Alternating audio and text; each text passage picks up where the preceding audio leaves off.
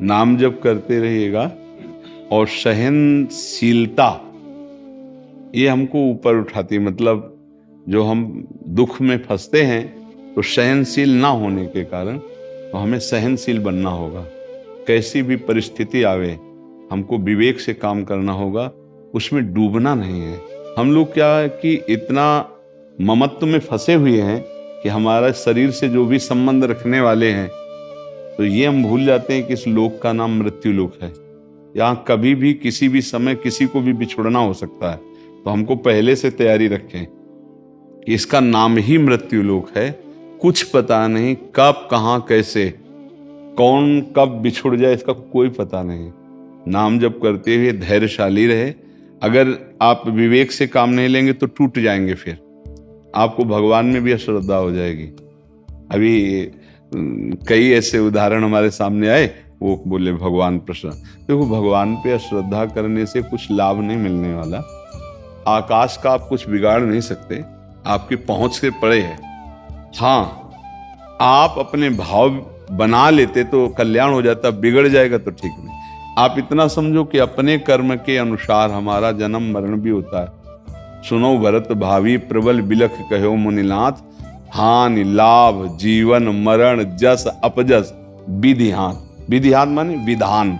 विधान किसका? कर्म विधान।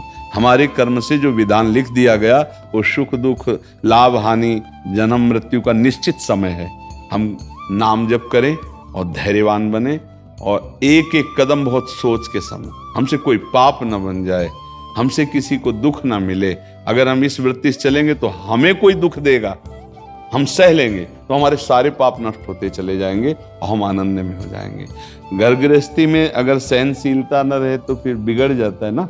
आप असंतुष्ट हो गए या आप असंतुष्ट हो गए तो गृहस्थी ही क्या। तो अगर सहनशील हैं तो एक दूसरे की त्रुटियों को क्षमा करते हुए प्यार से अगर जीवन चले ना, देखो कई कई वर्ष बाद जब भी हम आप सुनते हैं ना संबंध विच्छेद के भाव, तो लगता है क्या स्थिति है। कभी ये संबंध विच्छेद शब्द हमने तो सुना ही नहीं था, ये अब चले हैं ज्यादातर। हाँ, तो इसलिए जीवन भर जिस पति को मित्र रूप में प्राण पति के रूप में स्वीकार किया, हम हर सब कुछ सहेंगे और उनसे हमारे संबंध में फर्क नहीं पड़ना चाहिए। ऐसे ही पति का भाव होना चाहिए कि हम डांट लेंगे, हम लड़ लेंगे, पर हमारी अर्धांगिनी, जैसे हम आधा अंग नहीं कटवा सकते ऐसे हम अपनी अर्धांगिनी का त्याग नहीं। ऐसे गृहस्थ धर्म में सुख पूर्वक पहले चला जाता था। तो इसलिए धैर्य पूर्वक रहेगा और नाम जप कीजिएगा और भगवान की कृपा तो है ही वर्तमान में, पर ये टिकाऊ नहीं है। हमारी बात समझना, ना ये शरीर और ना ये पद। पीछे भी कुछ थे आप पीछे जन्म में, आपको पता नहीं है। जैसे माँ के गर्भ में थे, आपको अभी पता नहीं, इसी जन्म की बात है। ऐसे पीछे जन्म में भी आपका परिवार था, पीछे जन्म में भी आप वैभव, जैसे उसकी याद नहीं ऐसे इसकी याद नहीं आएगी।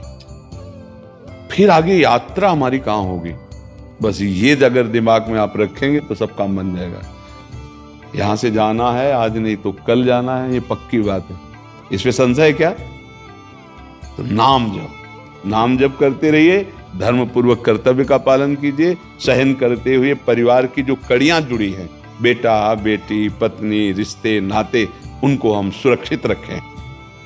हम भगवान का भजन करके उन संबंध की कड़ियों को सुरक्षित रखें कि जैसे एक अपनी बगीचे को लगाए हुए को हरा भरा फला फूला देखना चाहता है तो माली प्रयासरत रहता है, ऐसे हमारा बगीचा सुरक्षित रहे।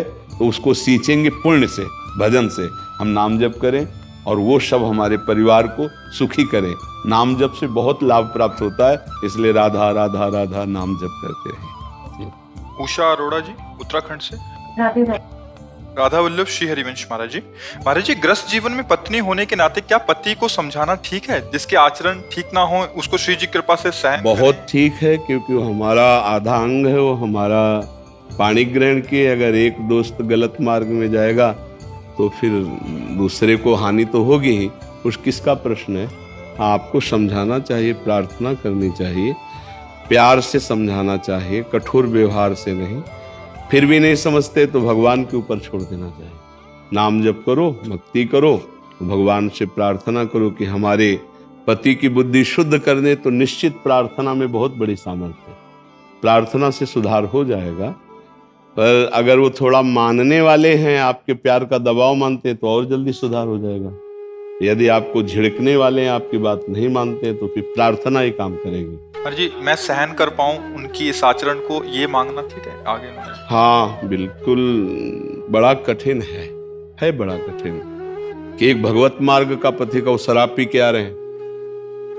अब कैसे? वो ठाकुर जी की सेवा करते, कंठी बांधे है, तिलक लगा है, अब कैसे? बड़ी विचित्र दशा होती ना। अब वो पति है, अब उसकी आज्ञा का पालन करना है।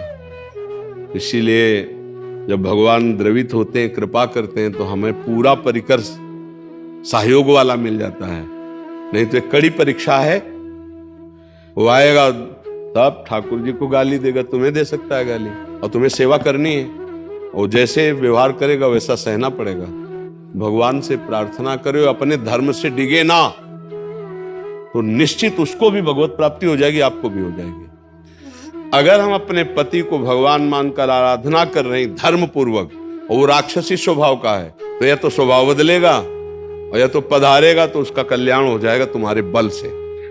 ये भजन, ये साधना व्यर्थ नहीं जाती है, ये व्यर्थ नहीं है, कभी व्यर्थ नहीं जाती है। तो आपका पाणी ग्रहण किए हैं, तो आपका मंगल स्वरूप पति के प्रति भाव रखो कि भगवान इसका मंगल करे, इनकी बुद्धि शुद्ध हो, और भगवत भाव से रखो, उनसे नफरत न करना।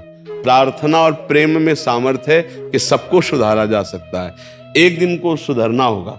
यदि आप नाम जप करती हैं, धर्म से चलती हैं, पति प्रेम करती हैं कि मेरे प्राणनाथ प्रभु आप ही इसी रूप में हो, कोई भी लीला करो, हम सहेंगे और आपका साथ देंगे और प्रार्थना करेंगे, तो एक दिन उनको घृणा हो जाएगी अपने आचरणों पर, आपके प्रति प्यार आएगा कि इतना सब करने के बाद फिर भी ये इतना प्रेम करती है। तो ये प्रभाव जो है वो खींच लेगा उनको, और भगवान की प्रार्थना जब करोगी तो परिवर्तन हो ही जाएगा, पक्का हो जाएगा जी।